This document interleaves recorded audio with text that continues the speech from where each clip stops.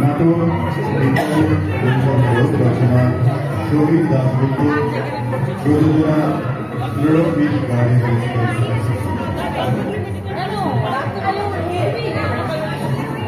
অভিনয় আছে মধুবাই ভূমিকায়, ভূমিকায় শ্রী কমল চ্যাটার্জি, অঙ্ক মাস্টারের ভূমিকায় একটা পবিত্র বাংলা, ফিজিক্স দিদিমণি শ্রীমতী প্রিয়াঙ্কা মাইতি, ইতিহাস দিদিমণি শ্রীমতী দেবস্মিতা মল্লিক, ভূগোল দিদিমণি শ্রীমতী জয়ী দাস এবং নবার ভূমিকায় শ্রী শুভরাজ মহারাজ।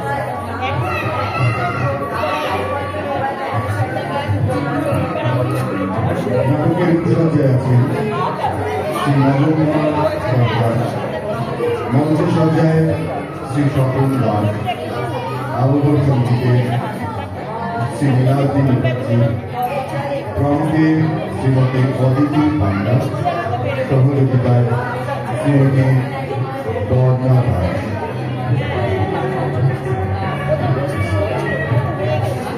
মঞ্চসজ্জায় শ্রী অশ্বিনী মল্লিক এবং পরিচালনায় ডাক্তার প্রদীপ কুমার। সকলকে অনুরোধ করা হচ্ছে একটু ধীরে সুস্থে আস্তে, বেশি কথা হলে নাটক পরিবেশনা অসুবিধা হবে। বাচ্চাদেরকে গার্জিয়ানরা একটু দেখবেন। শুরু হচ্ছে আজকের নাটক বিফলে মূল্য ফেরত।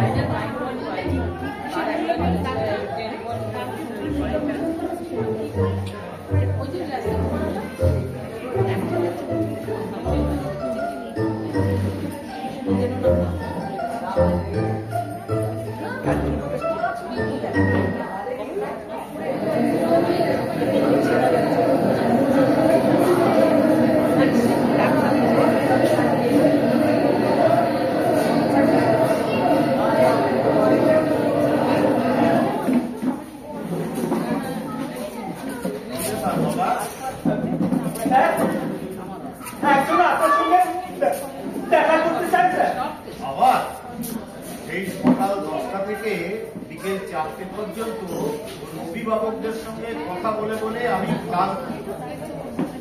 তো পড়াশোনা করবে না, পরীক্ষায় ফেল করবে, আর মা বাবারা এসে মাথা খারাপ করবে। তাও তো 3 বিষয় পর্যন্ত ফেল করা ক্যান্ডিডেটকে প্রমোশন দিয়েছি।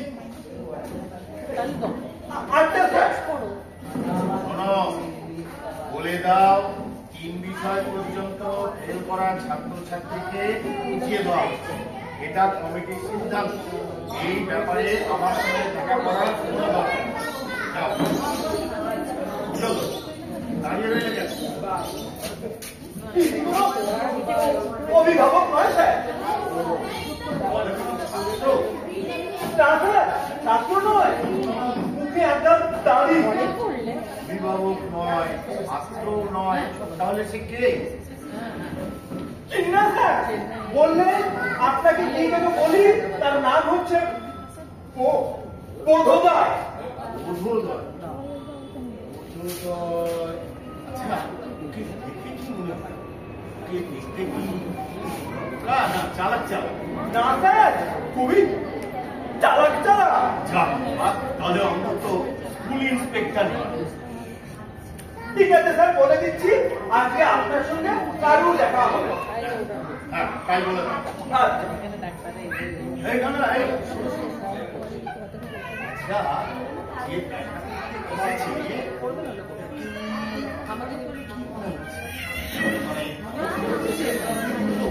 মানে তুমি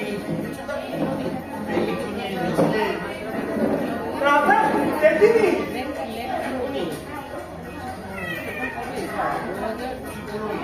বা এমএলএ চিঠি নিয়ে আমি তো ভাবছি না। যাও দেখে নিচ্ছি।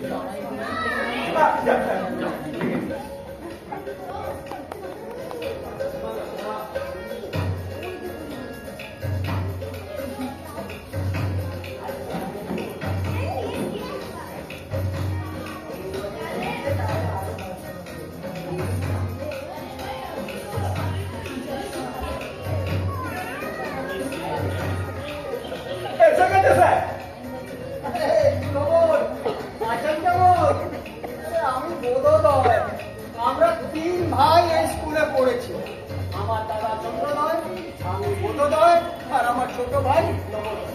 দাদা তো 4 বছর এই ক্লাস 8-এর অবর্ধ হওয়ার পর পড়াশোনার পাঠ ছুটিয়েই দিয়েছিল। আর ছোট ভাই সে তো ক্লাস 5 থেকে 6-এ উঠতে পারলো না। কিন্তু আপনি বুঝতে পারছেন না?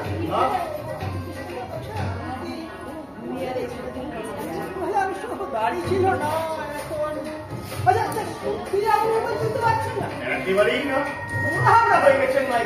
রিটার্ন করছেন কবে? এই তার মানে আমরা মানে আপনি আমার মানে জিজ্ঞেস করছেন? আরে আরে আপনার স্কুলের ওই খাতায় আমার নামটা এখনো জল করছে। সত্যি ভাবতেই পারছি না আপনি আমায় চিনতেই পারছেন না। অবশ্য এককালে নিজেতেই চাইতেন। শুনুন শুনুন, আমি আপনার স্কুলে 10 বছর আগে পড়েছি, ক্লাস 1 থেকে 11 পর্যন্ত। ও আচ্ছা আচ্ছা, তুমি আমাদের ছাত্র ছিলে। তাই বলো, তা কি জন্য এসেছো? সার্টিফিকেট? আমি তো আপনার দেওয়া সার্টিফিকেট নিয়ে এসেছি ফেরত দেবো বলে। আমি আপনার স্কুলে পড়াকালীন যত টাকা টিউশন ফিস দিয়েছি আমি সেই টাকা ফেরত চাই। সে কি? আমি আপনার স্কুলে 11 বছর ধরে পড়েছি, আমি এই 11 বছরের টিউশন ফিস ফেরত চাই। টিউশন ফিস ফেরত দেবো? কেন? না, আমি যদি বড় লোক হতাম তাহলে হয়তো চাইতাম না, কিন্তু আমি তো পয়সাওয়ালা লোক নই, আমার টাকা খুব দরকার। তাই বলে টিউশন ফিস ফেরত? আমি তো কিছু বুঝতে পারছি না। বুঝতে পারছেন না? আপনি সত্যি পুরো ভাব। আরে আমি আমার দেওয়া টাকা ফেরত চাইছি। কিন্তু কেন? কারণ আমার টাকা কাজে লাগেনি, চলে গেছে। চলে গেছে? এগুলো কি? এগুলো তো সার্টিফিকেট। এগুলো বলছে আমি লেখাপড়া শিখেছি, তাই তো? হ্যাঁ। কিন্তু না, আমি কিছু জানিও না, কিছু শিখিনি, আর আপনারা আমাকে কিছু শেখাতেও পারেননি। এ তো আমি বাপের জন্য শুনি। সম্ভব কাল্পনিক এক প্রস্তাব এবং অনুরোধ। না, এটা প্রস্তাবও নয়, অনুরোধও নয়, এটা আমার হক। টাকা আপনাকে ফেরত দিতেই হবে। আর এটা কোনো আজগুবি বা কাল্পনিক ধারণা নয়।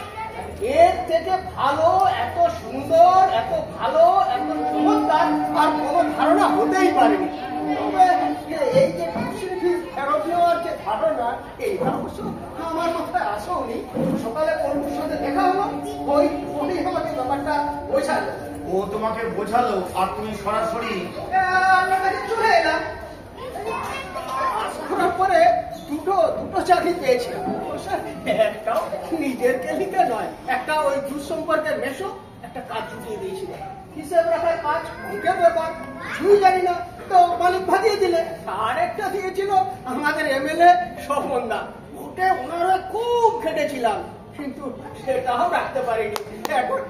এখন পুরো বেকার। ও সেই জন্য তুমি টিউশন ফিস ফেরত চাইতে এসেছো? না না না না, তা নয়। ওটা হচ্ছে সকালে বন্ধুর সাথে ওই চায়ের দোকানে দেখা হলো। খুব ব্যস্ত, শেয়ারের দালালি করে, শেয়ার কেনা বেচা করে প্রচুর টাকা করেছে। ও আমাকে ওই শেয়ারের ব্যাপারটা বোঝাতে চেষ্টা করছিল, কিন্তু আমার মাথায় শুরু ঢুকছিল না। আর সেটা বলতেই প্রচন্ড রেগে গিয়ে বললো যে তুমি এই সামান্য ব্যাপারটা যদি বুঝতে না পারো তাহলে তোমার উচিত স্কুলে গিয়ে টিউশন দিতে আসা। তুমি চলে এলে? আরে হাসবো না, আমি কিছু জানিনি, আমি কিছু শিখিনি, আপনারা আমায় কিছু শেখাতে পারেননি। মানে টাকা খরচ করলে তার বিনিময়ে কিছু পাওয়া যায়। ধরুন আপনি দোকানে যাবেন সাবান কিনতে, তো আপনি দোকানে গিয়ে দোকানদারকে টাকা দেন, তার বিনিময়ে আপনি সাবান পান। এখানে তাই আমরা টাকা নিয়েছি, মাইনে দিচ্ছি, তার বিনিময়ে আমরা লেখাপড়া শিখবো, আমাদের জ্ঞান হবে, আমাদের বুদ্ধি বাড়বে। কিন্তু এখানে তা হয়নি। আমরা টাকা দিয়েছি, কিন্তু আমরা তার বদলে কিছু পাইনি।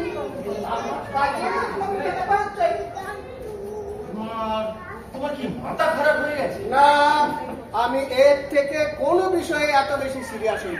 আর শুনুন, আপনি যদি আমার সঙ্গে খারাপ ব্যবহার করেন বা আমাকে টাকা ফেরত না দেন, আমি কিন্তু সোজা শিক্ষামন্ত্রীর কাছে চলে যাব। আর আপনারা স্কুলে যা সব করছেন এগুলো কাগজে প্রচার করে দেব। টাকাটা ফেরত দিলে এবার আমার মাথাটা খারাপ হয়ে যাবে। ওরে বাবা রে, কি কথা বলছে রে! আমার গোটা মাস্টারি জীবনে এরকম ঘটনা একটাও শুনিনি, আর এরকম ছাত্রও দেখিনি।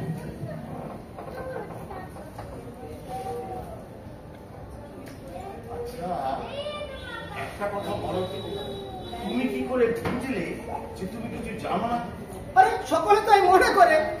আর এটা তো জানে, যদি লেখাপড়া শিখে কি কেউ বেকার থাকে? আচ্ছা আচ্ছা, এক কাজ করুন, আমি আমার পরীক্ষা নিই। দেখুন দেখুন, আমি জানি কিনা। যদি পরীক্ষা পাস করি তাহলে আমি টিউশনের টাকা ফেরত চাইবো না, কিন্তু যদি ফেল করি তাহলে কি ঝামেলায় পড়লাম রে বাবা। আচ্ছা, তুমি সত্যি সত্যি একবার পরীক্ষা দিতে যাও? নিশ্চয়। আচ্ছা, তাহলে এক কাজ করো, বাইরে গিয়ে শান্ত হয়ে বসো। আমি কতক্ষণ মাস্টারমশাই দিদিদের সঙ্গে একটু আলোচনা করি, কমিটির মেম্বারদের সঙ্গে একটু কথা বলি। তারা আবার রাজি না হলে আমার 11 বছরের টিউশনি ফিস ফেরত। না, রাজি আমি ওনাদের পড়াবো। তুমি একটু ঠান্ডা হয়ে বাইরে বসো, আমি এক সময় মানে। ঠিক আছে, কিন্তু যা করবেন তাড়াতাড়ি। বাবা কাকা হে তোরা নাম করে বাবা, বলো, তুমি এক কাজ করো, চাপ নিয়ে গিয়ে মাস্টারমশাইকে বলো এক্ষুনি আমার চেম্বারে আসবে, বিশেষ জরুরি দরকার। যাও, তাড়াতাড়ি যাও। আচ্ছা স্যার। মাস্টারমশাইরা, দিদিমণিরা, দিদিরা আসুন। এই মাস্টারমশাই আমাদের সবাইকে আসতে বলেছে। বাবা, চলে বলেছি স্যার, আসছে। দিদিমণিরা, তাড়াতাড়ি করুন।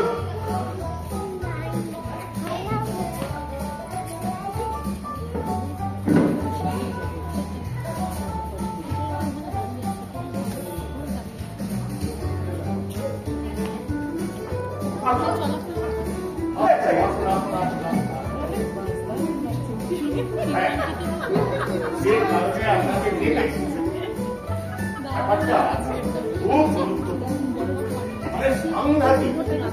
বলো, বাপের জন্মে শুনিনি। বসো। আমাদের এক ছোট্ট ছাত্র, নাম দুর্গা, আমার সঙ্গে দেখা করে। সে মনে আছে বলো কি বাপের জন্মে শুনিনি। প্রস্তাবটা কি? এই স্কুলে পড়াকালীন সে যত টাকা ফিস দিয়েছে তা সে ফেরত চায়। টিউশন ফিস ফেরত চায়। কিন্তু কেন? কারণ সে বেকার, কারণ সে চাকরি পাচ্ছে না, কারণ সে নাকি কিছু শেখে। আর সব থেকে বড় কারণ আমরা নাকি তাকে কিছু শেখাতেই পারি। কিছুই নেই, ব্যাপারটা খুবই স্বাভাবিক। শক্তির অবিনশ্বর সূত্র প্রমাণ করে আপনার পদার্থবিদ্যা কিছুই প্রমাণ করে না। সভ্যতার ইতিহাসে এ ধরনের ঘটনার কোনো নজির নেই। উদাহরণস্বরূপ বলা যায়, পূর্বরা যেমন কিছু শেখেও নি, তেমনি কিছু বলেও নি। এটাই যদি সত্যি হয়, ধুর, আপনার ইতিহাস বিষয়টাই বাজে। এটা সত্যি হতে পারে না। আসল সত্যি হলো শক্তির অবিনশ্বর সূত্র। না সভ্যতার ইতিহাস, না শক্তির অবিনশ্বর সূত্র, না সভ্যতা, না শক্তি, না ইতিহাস, না সূত্র। থামুন আপনারা। তাই তারিণী বাবু, আসলে প্রশ্ন হলো, এই টাকাটা যে সে ফেরত চায় তা কি সুদ সহ? আর যদি সুদ সহ হয় তা কি সরল সুদ নাকি চক্রবৃদ্ধি হারে সুদ? আর যদি চক্রবৃদ্ধি হারে সুদ হয় তাহলে জানতে নিয়ে আলোচনা হচ্ছে, সে কোথায়? এ বাইরে অপেক্ষা করছে। সে চাইছে তার একবার পরীক্ষা দেওয়া, সেখানে সে প্রমাণ করবে সে কিছু ঠিক আছে। এখন আপনারা বলুন আপনাদের কি পরীক্ষা নেওয়া আমার তো মনে হয় এতে আমাদের হারানোর কিছু নেই। তবে হ্যাঁ, ও যদি ফেল করে তাহলে আমরা খুব বিচ্ছিরি এবং অস্বস্তিকর অবস্থার মধ্যে পড়ব। তাই ওকে একটাও কঠিন প্রশ্ন করা চলবে না। কি আপনারা সব রাজি তো? মনে রাখবেন, আমরা এমন একজনের পরীক্ষা নিতে চলেছি যে শ্রীগালের মতো ধূর্ত, ওর বুদ্ধির কাছে যেন হেরে না যায়। ওকে আমাদের আটকাতেই হবে। প্রশ্ন করে আমরা প্রশ্ন করব, উত্তর দেবে, যাই উত্তর দিক সেটাই হবে সঠিক উত্তর। মনে রাখবেন, ও যদি ফেল করে তাহলে আমাদের আঘাত হবে, তাহলে তারপরের দিন ওর দেখা দেখি 200, তারপরের দিন 1 ডজন, তারপরের দিন 10 ডজন। কাজেই ওই বিয়ের রাত্রে বেড়াল মারার মতো প্রথম জনের ফেলটাকেই যদি আটকানো যায়, আর কোনো চিন্তা নেই। মনে রাখবেন, আমরা প্রশ্ন করব, ও উত্তর দেবে, ও যাই উত্তর দেবে সেটাই হবে সঠিক উত্তর। আমি তো এই ঘটনা বাপের জন্মে দেখি।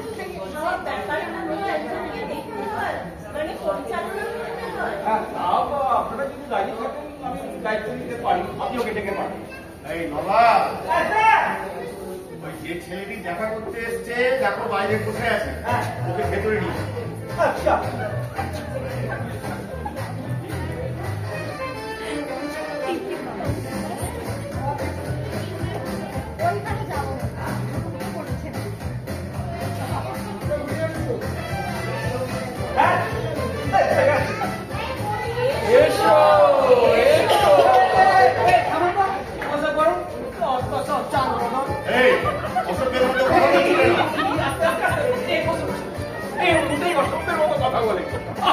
কি চমৎকার বলেছে। বসে বলুন যত সব চার। সত্যি তুমি আমাদের যা সম্বোধন করলে তা অনেকটা ওই পিতৃমাতৃ সম্ভাষণের মতো। আরে মধ্যযুগ তো আমাদের এই সম্পর্ক ছিল, প্রত্যেকে ছিল এক অভিন্ন। সত্যি তোমার ব্যবহারে আমরা আমি হেডমাস্টার সাথে অনুরোধ করছি, ওর ভদ্রতা এবং শিষ্টতা যা দেখিয়েছে তাতে ওকে ভদ্রতার শিষ্টতার সর্বোচ্চ নম্বর দেওয়া হোক। ঠিকই বলেছি, আমরা সকলে আপনার সঙ্গে একমত। তাহলে আমি লিখছি, ছাত্রের ব্যবহার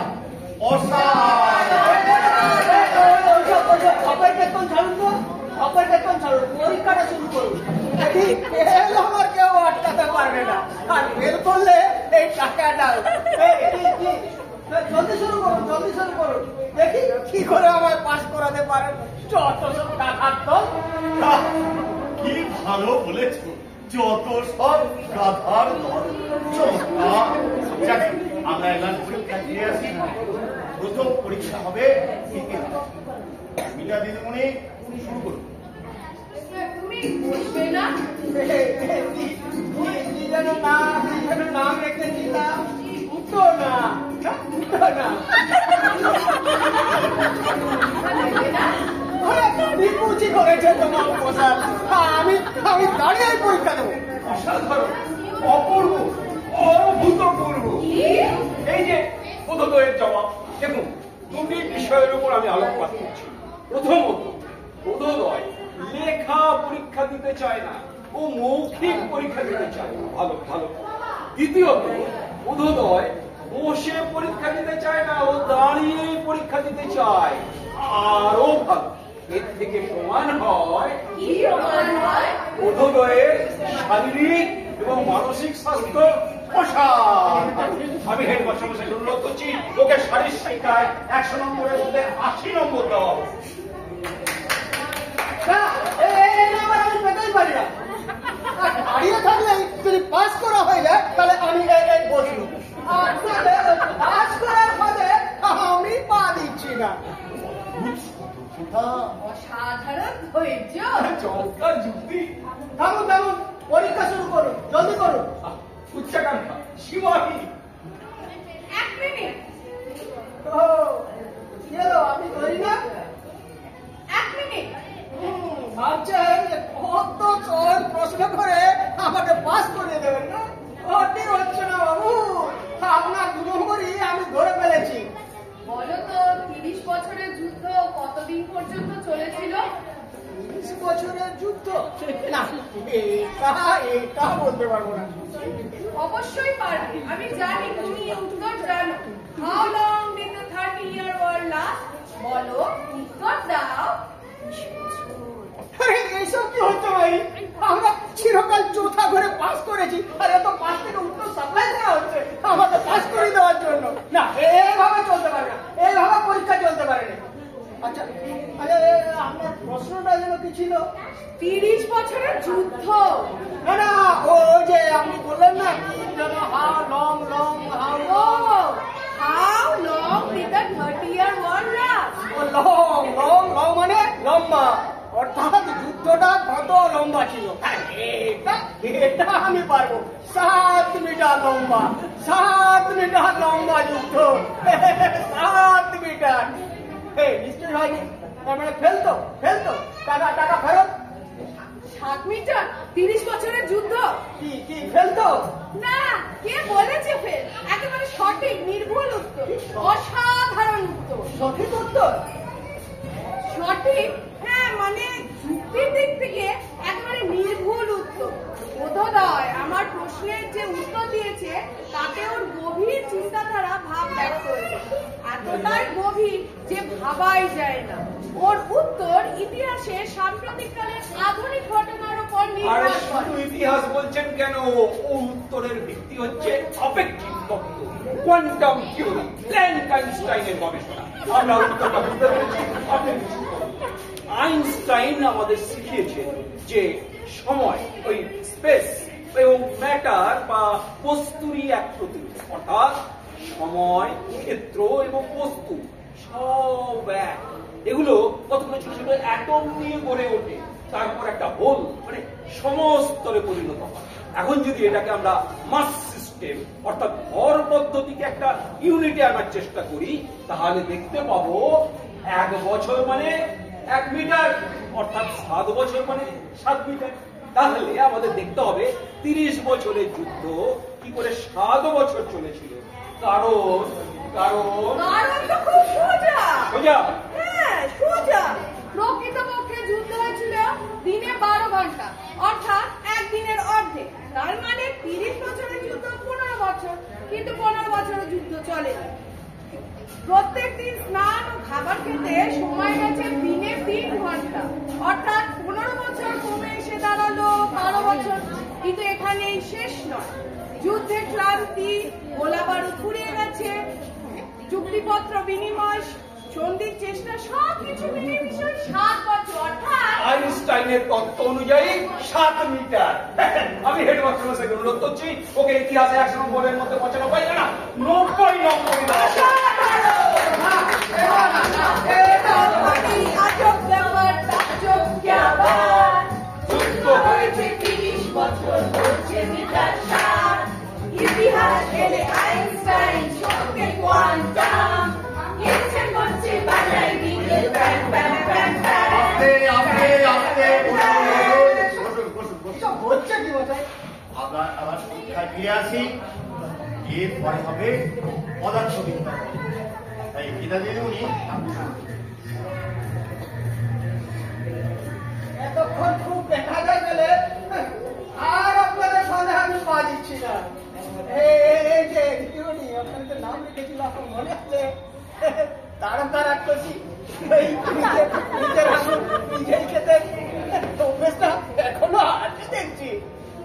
আরে মনে আছে ওই কলার খোসায় হড়কে যাওয়ার ঘটনাটা? খোসা থেকে রেখেছিলেন। আর ওই চেয়ারের সাথে একদিন আপনাকে চুইং গাম দিয়ে আটকে দিয়েছিলাম, মনে আছে? এই দিদিমণি আপনি প্রশ্ন করুন। প্রশ্ন? হ্যাঁ, প্রশ্ন। আচ্ছা, ধরো তুমি কোনো গির্জার পাশ দিয়ে যাচ্ছ। এবার গির্জায় বড় একটা ঘড়ি থাকে। তুমি যখন গির্জার কাছে, তখন ঘড়িটাকে বড় দেখবে। এবার গির্জা থেকে যত দূরে যেতে থাকবে, ঘড়িটা ছোট হতে থাকে। এর আসল কারণ কি? ঘড়িটা কি সত্যি ছোট হয়ে যায়, নাকি এটা কোনো অপটিক্যাল ইলিউশন অর্থাৎ দৃষ্টিভ্রম? পাগলের দল। আচ্ছা, যত আমি গির্জা থেকে দূরে যাব ঘড়িটা তো আমার কাছে বড়ই দেখাবে, বড়ই দেখাবে। আর আমি যত ঘড়ির সামনে যাব ঘড়িটা আমার কাছে ছোট হতে থাকবে, ছোট হতেই থাকবে। তাহলে এক কথায় যত সব গাধা, আপনারা গাধা। অসভ্য উদ্ভুত বাদর। না না, একদম ঠিক উত্তর দিয়েছো, একেবারে সঠিক উত্তর। আমি বুঝিয়ে বলছি, গাধার কথা আমরা যখন বলি তখন আমরা লক্ষ্য করি বলুন, কি লক্ষ্য করি? হ্যাঁ, খুঁজে পেয়েছি, উত্তর খুঁজে পেয়েছি। আপনারা দেখবেন গাধাকে সবসময় বিষণ্ণ দেখায়, কিন্তু কেন? অনেক সময় আমাদেরকেও দুঃখী দেখায়, বিষণ্ণ দেখায়, কিন্তু এর কারণ কি? কারণ আমাদের প্রত্যেকেরই বিভ্রম ঘটে। কিন্তু আদিম জন্তু গাধার ক্ষেত্রে কোন বিভ্রম ঘটে? অবশ্যই ইন্দ্রিয় বিভ্রম। কারণ গাধা হলো এমন একটা জন্তু যার তো কোনো ইমোশন বা ভাব বা আবেগ নেই, তাই গাধার ক্ষেত্রে এটা অবশ্যই দৃষ্টির ভ্রম। আমাদের ছাত্র বোধোদয় একেবারে সঠিক উত্তর দিয়েছে, এটা একমাত্র গাধার ক্ষেত্রেই সম্ভব। আমরাও গাধা, গাধা এবং ঘড়ি, ঘড়ি এবং গাধা অসাধারণ। ফিজিক্সে বোধোদয়ের জ্ঞান একবারে দার্শনিকের মতো। আমি হেডমাস্টার মশাইকে অনুরোধ করছি বোধোদয়কে যেন ওর নম্বর আমি লিখে ফেলেছি, 100-র মধ্যে 95। আমি সেটাই পারি না। গাধা অথবা ঘড়ি, ঘড়ি অথবা গাধা, বহুত খুব সারে গামা গাধা, ঘড়ি অথবা গাধা, গাধা অথবা ঘড়ি, বহুত খুব গাধা রয়েছে দাড়ি।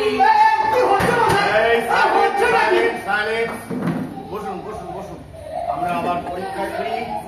এবার হবে ভূগোল পরীক্ষা। এই মণি দিদিমণি, আপনি শুরু করুন। এই যে দিদিমণি, চিনতে পারছেন? তোমাকে চিনতে পারবো না? মনে আছে তাহলে? আচ্ছা, আপনার ওই নাম যেন কি রেখেছিলাম? চলহস্তি। আপনি যখন ক্লাসে ঢুকতেন সবাই কেমন বলে উঠতো, কি যেন বলতো? হ্যাঁ, মনে পড়েছে।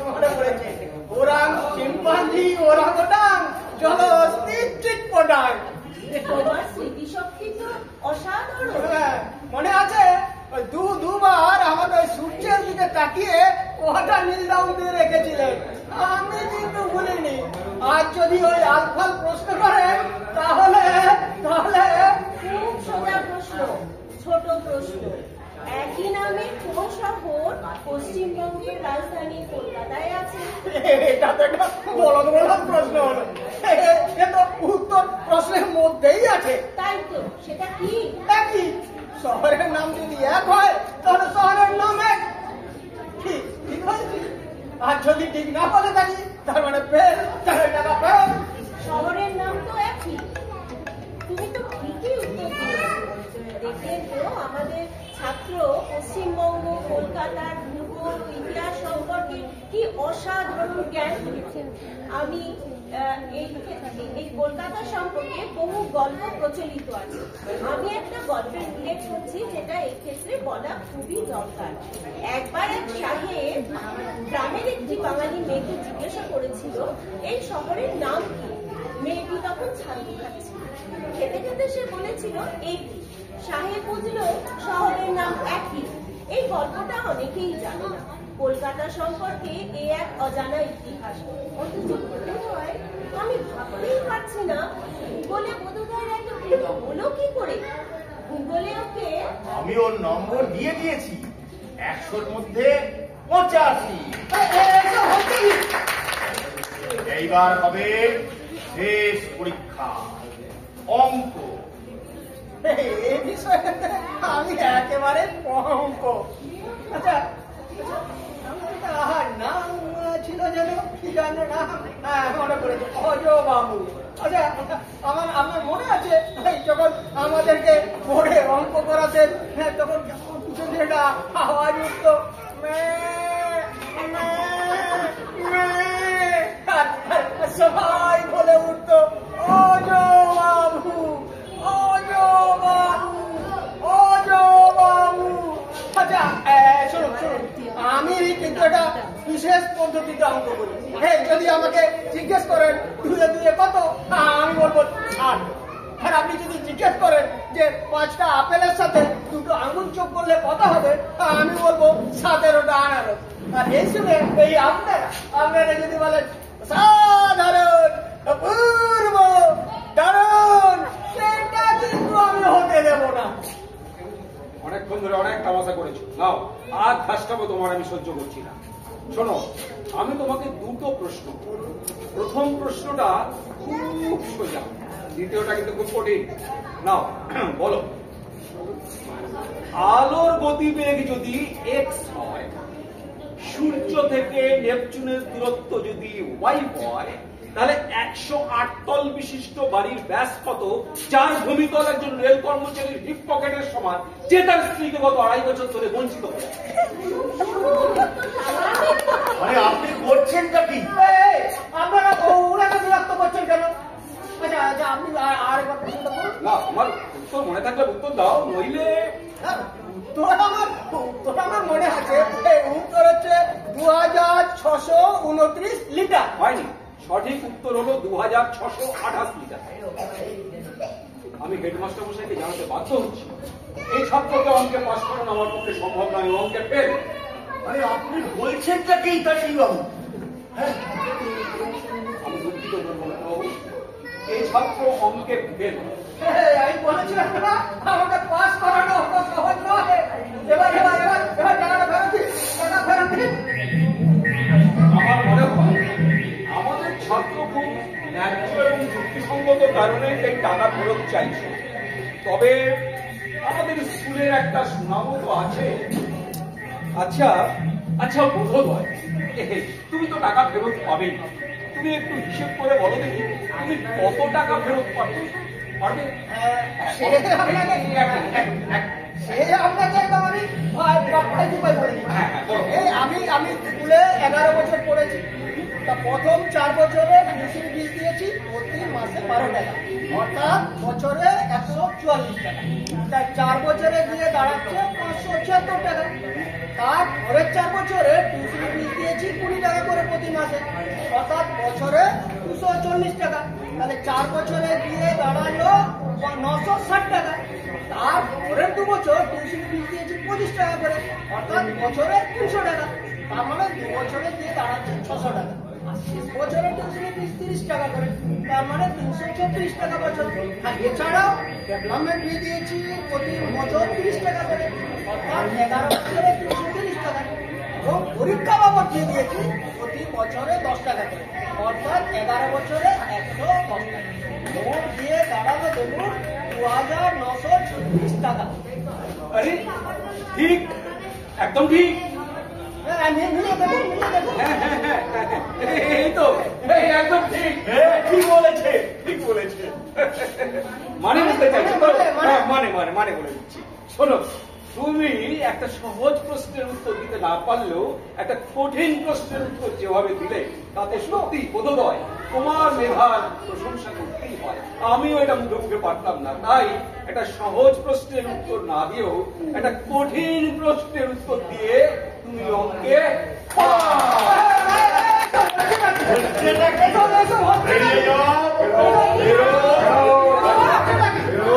আমি তারকা, আমি জলহস্তি। আমি অছো।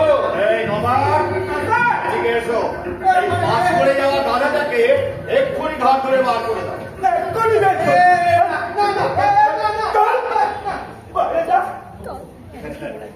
আমার স্কুলে মাস্টার মশাই এবং দিদিমণিরা কতখানি সহৃদয় আর বিবেচক দেখলেন তো? দেখলেন আমার স্কুলে ফেল করা কত শক্ত। একটা কথা আপনারা যেন আমার সবাইকে ওই আমাদের স্কুল সম্বন্ধে বলবেন না। ফেল করা শক্ত জানলে দেখুন বেশি ছাত্র তো ভর্তি হয় না।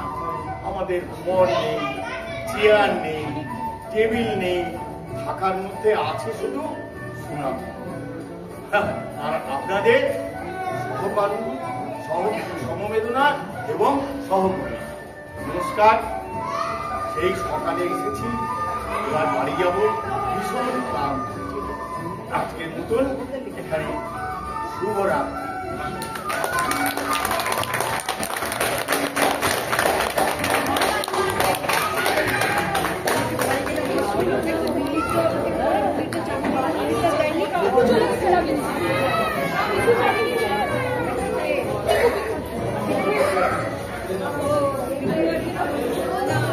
ভিডিও কেন আবার আছে?